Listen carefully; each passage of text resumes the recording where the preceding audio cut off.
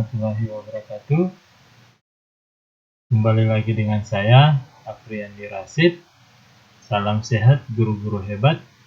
Kali ini saya ingin berbagi penjelasan ringkas tentang kurikulum merdeka yang ada di tingkat SMP. Teman-teman guru, kurikulum merdeka sudah banyak diterapkan di sekolah-sekolah, terutama yang tergabung dalam sekolah-sekolah penggerak. Nah, bagi yang belum tergabung di sekolah-sekolah penggerak, tahun ini sudah bisa memilih di antara 3 pilihan yang disediakan.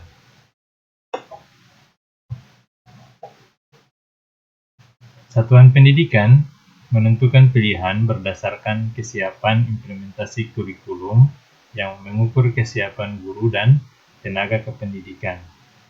Dalam pilihan ini tidak ada pilihan yang paling benar, yang ada pilihan yang paling sesuai dengan kesiapan sekolah kita. Semakin sesuai, maka semakin efektif implementasi kurikulum merdeka nanti. Pilihan yang pertama yaitu mandiri belajar. Mandiri belajar yaitu menerapkan beberapa bagian dan prinsip kurikulum merdeka tanpa menggantikan kurikulum yang sedang berjalan yang diterapkan di sekolah kita. Kemudian pilihan yang kedua yaitu mandiri berubah. Mandiri berubah yaitu menerapkan kurikulum merdeka dengan menggunakan perangkat ajar yang disediakan pada satuan pendidikan di semua jenjang, baik PAUD, SD, SMP, dan SMA. Dan pilihan yang ketiga yaitu mandiri berbagi. Mandiri berbagi yaitu menerapkan kurikulum merdeka dengan mengembangkan sendiri berbagai perangkat ajar yang ada di satuan pendidikan baik PAUD, SD, SMP, dan SMA. Dan kalau sekolah kami itu lebih memilih mandiri belajar, yaitu sambil belajar tanpa menggantikan kurikulum K13 yang sedang kita terapkan, namun kita belajar sambil menerapkan prinsip kurikulum merdeka tanpa mengganti kurikulum yang sedang berjalan. Sobat guru, karakteristik utama dalam kurikulum merdeka itu ada beberapa bagian. Yang pertama, fokus pada materi esensial. Materi esensial itu adalah materi pokok. Materi yang tidak terlalu luas. Pembelajaran yang menitikberatkan pada literasi dan numerasi siswa. Kemudian yang kedua, pembelajaran berbasis proyek untuk menguatkan profil pelajar Pancasila. Pembelajaran berbasis proyek ini wajib. Nanti alokasinya 25% dari alokasi waktu kurikulum itu akan dijalani atau akan diterapkan pada pembelajaran berbasis proyek. Kemudian karakteristik berikutnya yaitu lebih fleksibel dalam pembelajaran dan lebih menitikberatkan pada minat dan bakat siswa.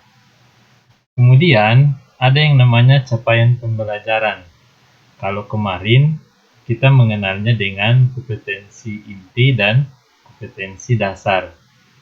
Nah, dalam kurikulum merdeka kita kenal dengan CP atau capaian pembelajaran. Capaian pembelajaran disusun per fase. Kebetulan di tingkat SMP itu fase D. Kemudian karakteristik berikutnya yaitu jam pelajarannya disusun per tahun, bukan lagi per minggu. Nanti sebentar kita akan lihat struktur kurikulumnya. Kemudian perubahan-perubahan apa yang ada di tingkat SMP dalam kurikulum merdeka ini? Yaitu mapel informatika menjadi mapel wajib di tingkat SMP. Yang perlu kita ketahui bahwa informatika itu berbeda dengan TIK. TIK adalah bagian yang dipelajari dalam informatika. Kalau kemarin kita banyak belajar tentang TIK kepada siswa, TIK lebih menitikberatkan kepada bagaimana kita menggunakan. Sedangkan informatika itu menitikberatkan pada bagaimana kita menciptakan. Kemudian yang berikut, PKN berubah menjadi pendidikan Pancasila, di mana output dari kurikulum Merdeka yaitu profil pelajar Pancasila. Nanti kita akan bahas di video-video selanjutnya tentang profil pelajar Pancasila. Kemudian perubahan berikut yaitu prakarya menjadi salah satu pilihan di mapel seni dan prakarya. Nanti kita akan lihat struktur kurikulumnya.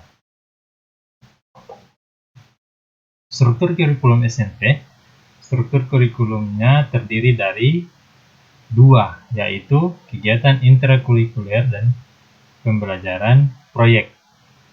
Kegiatan intrakurikuler adalah kegiatan yang ada di dalam kelas yang seperti biasa kita lakukan di dalam kelas. Sedangkan pembelajaran berbasis proyek yaitu pembelajaran dialokasikan 25% dari muatan kurikulum dan dialokasikan untuk pembelajaran berbasis proyek. Nanti teman-teman guru, sobat guru bisa memilih dari alokasi waktu itu untuk pembelajaran berbasis proyek. Apa sih pembelajaran berbasis proyek? Nanti kita akan bahas di video saya selanjutnya.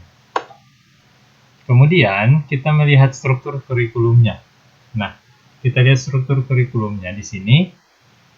Tingkat SMP untuk kelas 7 dan kelas 8. Sebenarnya kelas 9 tidak jauh juga berbeda dengan kelas 7 dan kelas 8. Di sini kita lihat perubahan, tidak ada perubahan yang sangat signifikan, hanya ada perubahan beberapa. Misalnya pendidikan Pancasila berubah nama, kemudian mapel informatika, bukan lagi mapel pilihan, menjadi mapel wajib, dan dialokasikan 2 jam pelajaran. Kemudian mapel seni dan prakarya. Nah, kegiatan mata pelajaran seni dan prakarya ini menjadi pilihan, di mana sekolah atau satuan pendidikan bisa memilih pelajaran seni dan prakarya ini, memilih salah satu dari 5 pilihan ini, antara seni musik, seni rupa, seni teater, seni tari, dan prakarya.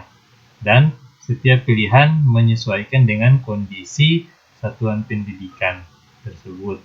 Jadi jika kita memilih seni tari, kita harus sesuaikan juga dengan kondisi yang ada di sekolah.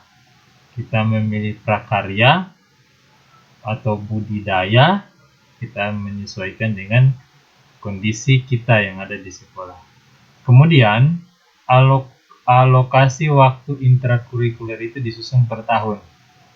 Kita lihat di sini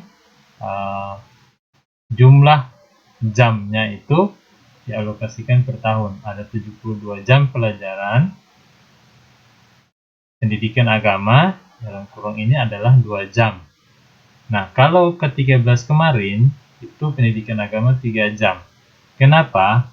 Kali ini tidak berubah sebenarnya, tetap 3 jam, namun 1 jam itu dialokasikan di proyek penguatan profil pelajar Pancasila. Jadi 1 jam itu dialokasikan di pembelajaran berbasis proyek. Di semua pelajaran pun seperti itu. Kita lihat. Pendidikan Pancasila 2 jam. Bahasa Indonesia yang sebelumnya 6 jam, di sini menjadi 5 jam dan 1 jamnya dialokasikan di pembelajaran berbasis proyek. Kemudian matematika yang sebelumnya 5 jam, 1 jamnya dialokasikan di pembelajaran berbasis. Semua pelajarannya dikurangi 1 jam dan 1 jam itu yang dialokasikan di pembelajaran berbasis proyek. Kemudian total JP-nya diakumulasikan per tahun. Nah, kita lihat di tanda bintang ini, tanda bintang 3, ada muatan lokal. Nah, sekolah bisa menambah maksimal 2 JP per minggu atau 72 jam per tahun menambah mata pelajaran muatan lokal yang disesuaikan dengan kondisi satuan pendidikan itu berada. Kemudian kita lihat yang bintang 4. Bintang 4, total jam pelajaran tidak termasuk mata pelajaran muatan lokal atau mata pelajaran tambahan yang diselenggarakan oleh satuan pendidikan.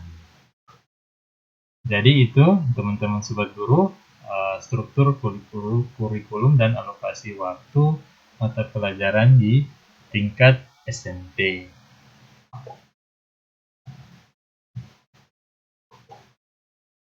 Kemudian yang berikut adalah profil pelajar Pancasila. Saya singgung sedikit tentang profil pelajar Pancasila.